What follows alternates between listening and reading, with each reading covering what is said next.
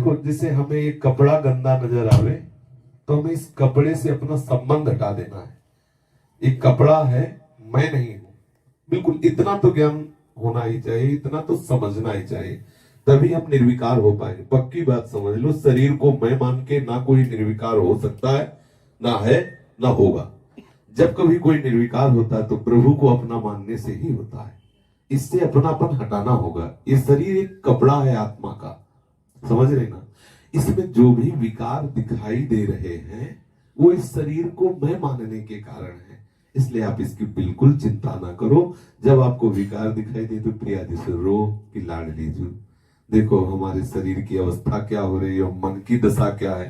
प्रिया जो आप करुणा समुद्र हो, आप कृपा करो और बिल्कुल भयभीत मत होना। अच्छा ये बताओ, रज लगाती हो रोज? हाँ, और नाम जब रोज करती हूँ, दिन भर करती रहती हूँ। मंत्र आप कितने माला जपते हो? 1 लाख। अच्छा, 1 लाख? हाँ। तो आप डरो मत, ये मन की एक दशा है।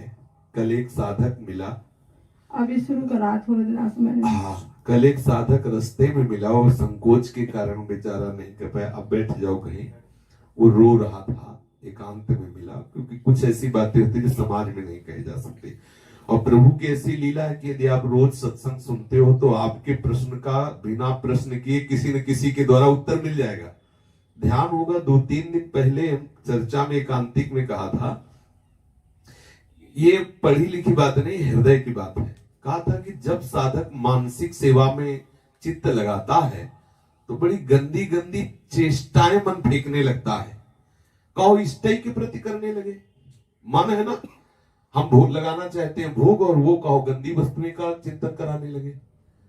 ये उसकी चाल होगी हमें भ्रष्ट करने की, ध्यान रखना। ये चर्चा हुई थी और कुछ ऐसी ही समस्या में साधक फंसा हुआ। रास्ते में गाड़ी रोक करके उसने रो के कहा कि अपने इष्ट के प्रति मेरे अंदर ऐसी भावना आ रही तो मैं तो घोर नरकों का भी मतलब।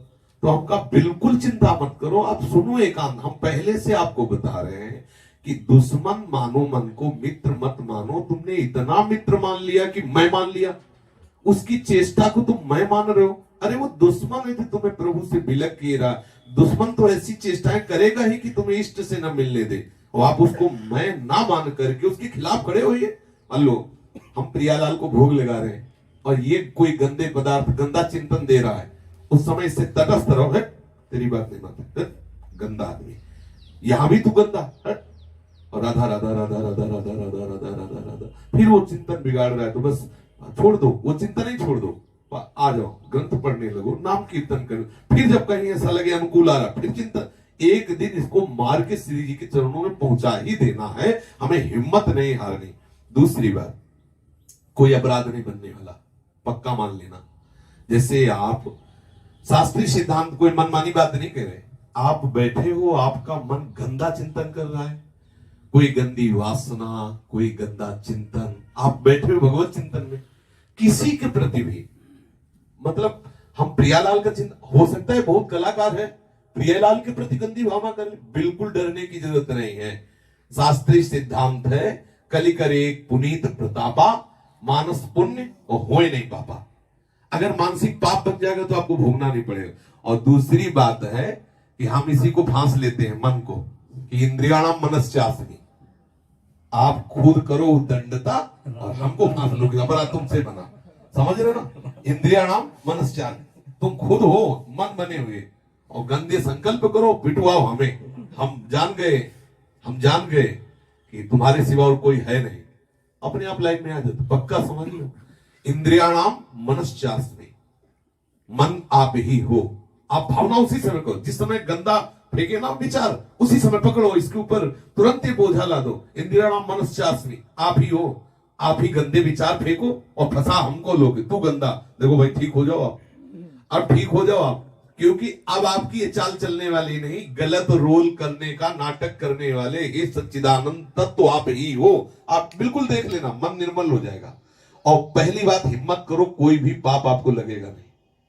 गोस्वामी तुलसीदास जी कह रहे, संतों का निर्णय है कि मानसिक पुण्य तो हो जाता है लेकिन पाप नहीं लगता। अब एक सावधानी रखनी कि ये आपको पापाचरण का चिंतन करा के फंसाने लगे तो उसमें हमें समय नष्ट नहीं करना, हमें बार बार हटना, लेकिन घबराना नहीं। अरे भाई ऐसा हो गया तो अब क्या होगा, नरक मिलेगा। किसको नरक मिलेगा, किसको नरक मिलेगा? आप सच्ची बात समझो, किसी भी ना नरक की ना स्वर्ग की कोई ताकत नहीं कि सुख दुख हमारे आत्म स्वरूप को दे सके। विचार करना, इसी मन को ही भोगना होता है। पर क्या है कि हम इतना तन्मय हो गए हैं मन में कि हमारी ये बात समझ में नहीं आती। हमारे स्वरूप में ना स्वर्गिक सुख का प्रवेश है, ना नारकिक दुख का प्रवेश है।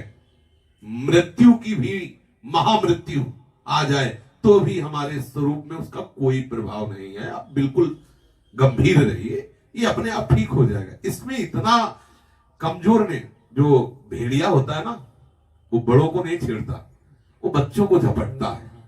ये जो कलिकाल रूपी, ये दुर्वासना रूपी भेड़िए है ना, ये अज्ञान में पीटते हैं। थोड़ा सा इतना विवेक धारण कर लो कि ये जितनी गंदगी है ये आपसे बिल्कुल अलग है, आप में न कभी थी, न है, न रहेगी। चेतन अमल सहज सुख राशि, जब आप इतना समझ लिए ना, तो आप इसको ठीक कर सकते हैं, आप इससे लड़ सकते हो। जब आप अपने ऊपर मान लेंगे तो आप निराश हो जाएंगे। कभी भी कोई भी वासना मन में आती, अपने में नहीं। अपना स्वरूप जो है उसमें कभी कोई वासना नहीं होती। मन में आने के कारण उसे मैं मान लेता हूं, और मैं मानकर इंद्रियों में वो उतर जाती है, और वही भोग चेष्टाएं होने लगती है। हम बहुत हताश, निराश, उदास, क्लेशित हो जाते हैं। इस अज्ञान से थोड़ा ऊपर उठा जाए, मन के द्वारा फेंकी हुई इन वासनाओं के जाल से अपने आप को बचाया जाए। वो बचाने का उपाय है नाम कीर्तन, नाम जप, लीला चिंतन, लीला श्रवण। और कुछ ना हो तो उस समय केवल काटते रहो। नहीं नहीं, ये मेरी बात नहीं। ए मन, तुम्हारे द्वारा फेंकी हुई विषय वासना की चाल मेरे ऊपर चलने वाली नहीं। राधा राधा राधा राधा राधा वल्लभ राधा वल्लभ, अपने आप ठीक हो जाए। घबराने की तो बिल्कुल जरूरत नहीं है। हमारे बल से हटेगा नहीं, और प्रभु और गुरु के बल से कुछ बिगड़ने वाला है नहीं। पक्का समझ लो, संभला संभलाया है। एक सेकंड में वो संभाल ले। मेरे बनाए ना भले की कोटि कल्प लो, आपके बनाए भले की पल पाओ। में घबराने की जरूरत, इनका चिंतन करना चाहिए। जो हम वार्ता कर रहे हैं इसका चिंतन करना चाहिए। अगर आप चिंतन करें तो प्रसन्न रहेंगे, प्रसन्न रहेंगे तो बहुत भजन होगा, आप देखिएगा।